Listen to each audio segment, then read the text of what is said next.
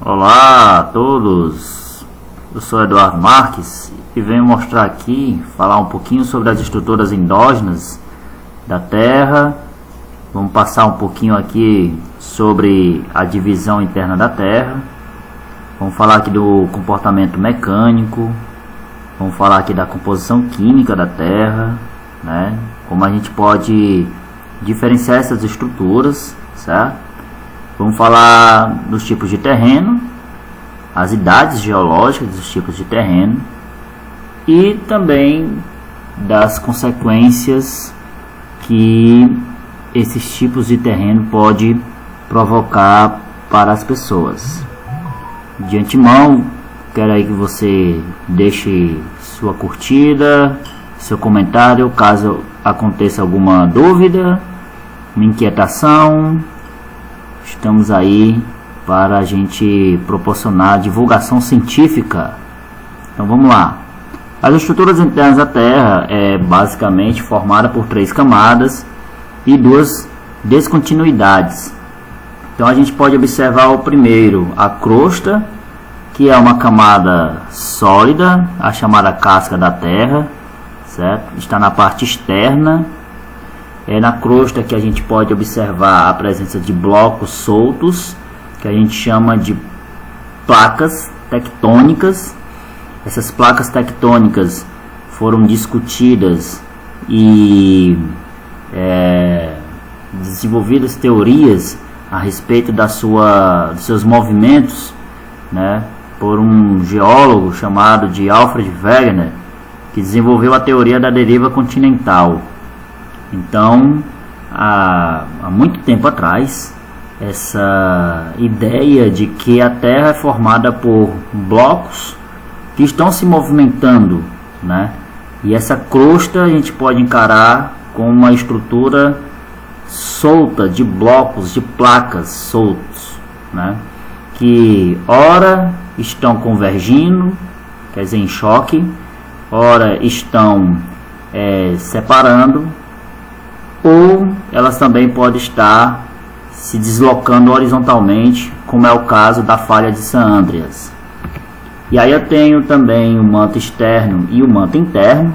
A diferença nós vamos discutir melhor, mas a partir do momento que se aprofunda para as estruturas mais internas da Terra, o material ele vai se dissolvendo por conta da alta temperatura e da alta pressão, certo? Então, essas condições de pressão e temperatura modifica também o estado, né, físico do material, certo? Então, a tendência é que no manto interno o material seja mais líquido. E no núcleo externo e núcleo interno, nós podemos observar uma estrutura, né, da Terra enriquecida por ferro e níquel, né? Possivelmente nós podemos ter um núcleo interno mais solidificado, como se fosse um caroço, e um núcleo externo mais líquido, como se fosse ali uma dissolução do núcleo, né? A presença desse núcleo ele é muito importante, porque ele pode, né, eventualmente controlar ou até equilibrar a magnetosfera da Terra. A magnetosfera é tão importante para proteger a Terra da radiação solar, né, e também controla os movimentos da Terra, né? Então, essas estruturas da Terra, nós podemos observar 2 descontinuidades gerais. Temos a descontinuidade de Mohorovic, que é uma descontinuidade que separa a crosta do manto, certo? E a descontinuidade de Gutenberg, que separa o manto do núcleo, certo? Temos outras descontinuidades.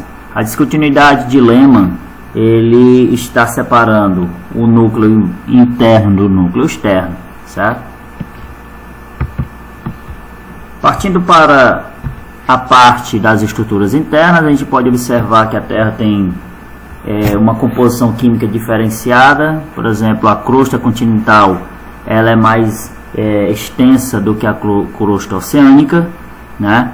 E aí você tem a presença do manto e do núcleo, e uma zona de transição que indica ser uma mudança química da matéria, uma mudança do estado físico da matéria, certo? Então a zona de transição, ele separa as diferenças de magma no manto superior e do manto inferior, e a diferença de um núcleo líquido no externo e de um núcleo sólido interno. O comportamento mecânico, ele se dá pela presença de uma litosfera. A litosfera, que é a camada de rochas e minerais da Terra, certo? Podemos entender que a litosfera é a Terra como um todo, até porque a Terra é um planeta rochoso, um planeta siliciclástico, certo? Com uma grande presença de alumínio, ferro e magnésio. Abaixo da litosfera a gente vê a presença da astenosfera. É nessa camada que ocorre uma movimentação circular do magma, e essa movimentação circular do magma, chamada de corrente de convecção, ela favorece a movimentação dessas placas. A movimentação de placas, ela é importante porque ela reconfigura, né, os planetas, os continentes, ok? E colabora também para o ciclo do carbono, informação essa atual, né, relacionado com a importância das placas tectônicas para a vida. E aí nós temos a mesosfera, que é relativo ao manto, e a endosfera, que é relativo ao núcleo. Então a crosta terrestre, ela é formada por rochas leves, né, o silício, o alumínio, o magnésio. A parte continental, ela tem uma extensão maior, uma espessura maior que a oceânica. A descontinuidade Mohorovic, ela costuma ter variações sísmicas mais rápidas e mais fluidas em comparação com a crosta. O manto, ele já tem profundidades que chegam aí a 2.900 km, pode atingir 2.000 graus, né? Onde essa temperatura de 2.000 graus derrete rocha, transformando essas rochas em magma. No manto interno, o material é mais líquido, né? E no manto externo, o material é mais pastoso. Na descontinuidade de Gutenberg, a gente observa a presença de um estado líquido, né, do magma, por conta das altas temperaturas e pressões. E o núcleo é formado por ferro e níquel, certo? É possível ter outro elemento químico nessa estrutura, mas ainda é desconhecido.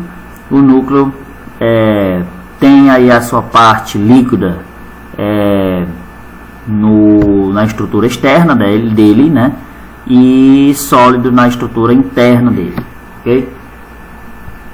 Continuamos.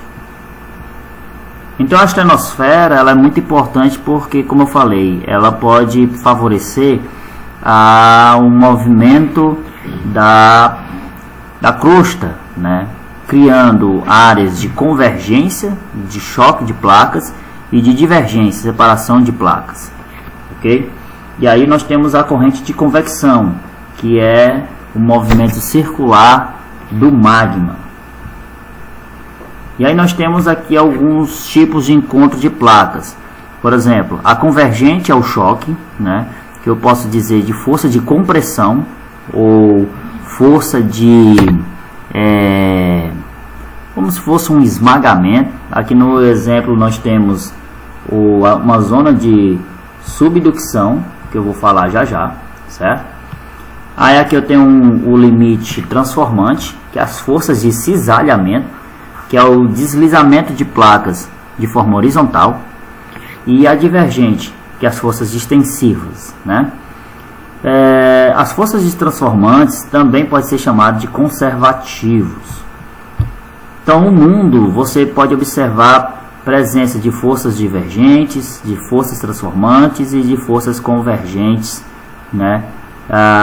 Claro que Por exemplo, você pode ter em alguns lugares no mundo, né, a presença de placas de mesmo peso, onde esse choque ele é direto. Aqui você pode observar, por exemplo, a placa de Nazca. Ela é uma placa oceânica que tende a ficar mais pesado e mergulhar por debaixo da placa sul-americana e gera aí uma zona de subducção. Já na placa indiana com a placa euroasiática ocorre o choque de placas de mesmo peso ou de mesma natureza. Então esse choque ele é mais direto, ocasionando aí uma zona de obducção, certo? Então bem interessante a gente ver aí, né, esses tipos. Formação de montanhas, né, a gente chama de orogenia. Então, quando há um mergulhamento de uma placa por debaixo da outra e provoca o enrugamento do terreno, formando grandes cadeias de montanha, a gente vai chamar isso aí de orogenia. Essas orogenias, ela é a formação de montanhas jovens, certo? Entre o Mesozoico e o Cenozoico, certo? E essas orogenias, elas vão se caracterizar por manter um material dobrável, né? Um material dúctil, certo? E aqui nós temos exemplos, como no caso da Cordilheira dos Andes, né? Um fenômeno de orogenia, certo? Pelo encontro de placas tectônicas, em que uma placa tectônica mais pesada mergulha por debaixo de uma mais leve, certo? Já o Himalaia seria uma formação de montanhas por placas de mesmo peso, certo? A epirogenia seria o deslocamento do terreno de soerguimento ou de rebaixamento, criando o roche e grabens. O roche seria esse terreno que subiu e o graben é o terreno que rebaixou, certo? Então é só para a gente observar, né? Por exemplo, aqui você tem o exemplo do tectonismo, que é a movimentação e choque de placas, que gera o enrugamento do terreno, né? Que são os dobramentos modernos, e a presença de vulcões, né? Como consequência desse tectonismo, certo? O vulcão, eu posso observar ele a partir da sua constituição, a presença do magma como material interno, um material confinado dentro da Terra. No momento em que esse magma ele explode ou é espirrado, né, por conta da alta temperatura e alta pressão, esse magma ele sai como um material piroclástico, e o derramamento desse material a gente chama de lava, certo? Aqui nós temos um exemplo, né, do vulcão Monte Maior na ilha de Luzon, nas Filipinas, né, como um grande vulcão. E no caso dos terrenos rúpteis, os terrenos rúpteis eles sofrem falhas. Então, uma falha ele é uma fratura, certo? Num terreno antigo. E um terreno antigo ele é um terreno pré-cambriano, né? Que data-se ali dos éons Adeano, Arqueano e Proterozoico. Então, esses terrenos que têm falhas pode ocasionar terremotos, né? Que são esses tremores, os sismos, né? Na Terra. Então, o ponto inicial de um tremor nós vamos chamar de hipocentro, e o ponto final do tremor nós vamos chamar de epicentro, né? Considerando que o epicentro, ele, pelo fato de ser o tremor inicial, o hipocentro ele é muito mais intenso, né? A sua magnitude é muito maior do que o epicentro, até porque o tremor de terra se comporta como ondas, né? Em que a onda inicial, a onda primária, é muito mais intensa do que a onda secundária. Deslocamento de terras, né, também pode gerar tsunamis quando esse deslocamento vertical acontece no oceano, né? E aí a tsunami é a formação de uma grande onda que é deslocada pelo vento, né? E essa onda acaba gerando muitos prejuízos, né? Como por exemplo no Japão, tsunami que aconteceu no Japão, né? Que você pode observar esse vídeo no YouTube, né? Caso do Miyako City-ha, né? E teve também esse terremoto no México, na cidade de México, que infelizmente atingiu muita gente, né? E causou muitos estragos, certo? Bem, pessoal, eu vou ficando por aqui, né? O vídeo acredito que deve ter dado uma ajudada. Qualquer dúvida vai lá nos comentários, dá a curtida também para ajudar o trabalho. Eu agradeço bastante a sua atenção. Estamos aqui em prol da divulgação científica, no avanço do estudo, né, e do conhecimento. Beleza? Muito obrigado. Valeu.